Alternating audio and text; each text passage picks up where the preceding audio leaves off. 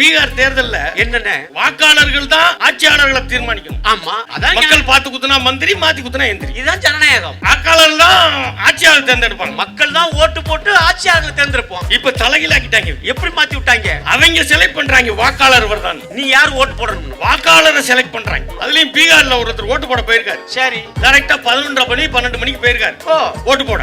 சரி ஓட்டு போட போய் பேரை சொல்லியிருக்காரு. என்ன உங்க பேர் என்னையா சொல்லியா? ஜஹால் ஜிம் ஜிஞ்சி. உனக்கு ஓட்டே கிடையாது போயிரு. ஏன் இத்தனை வருஷமா போட்டேன்?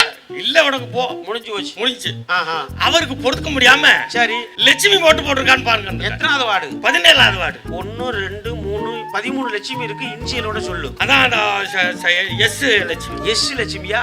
காலையில 7:15 வந்து ஓட்டு போட்டுட்டு போயிருச்சு. நிஜமாவா? ஆமாப்பா. போச்சு. என்ன போச்சு. என்ன ஆச்சு? இன்னைக்காவது பாப்போம்னு நினைச்சேன். வந்துட்டு போயிட்டு. ஏன் லட்சுமியா? ஏன் உங்க வீட்டுக்குள்ள சண்டையா? என் ஒய்ஃப் தான். ஒய்ஃப் தானா? கோச்சுட்டு உங்க அப்பாவோட போயிருச்சா? இல்லங்க. வெளியூர் போயிருச்சா? இல்லங்க. வெளிநாடு போயிருச்சா? இல்லங்க. அப்புறம் ஏன் பார்க்க முடியலங்கிற? அவ செத்து 15 வருஷம் ஆச்சுங்க. அவ வந்து ஓட்டு போட்டு போயிருக்கா.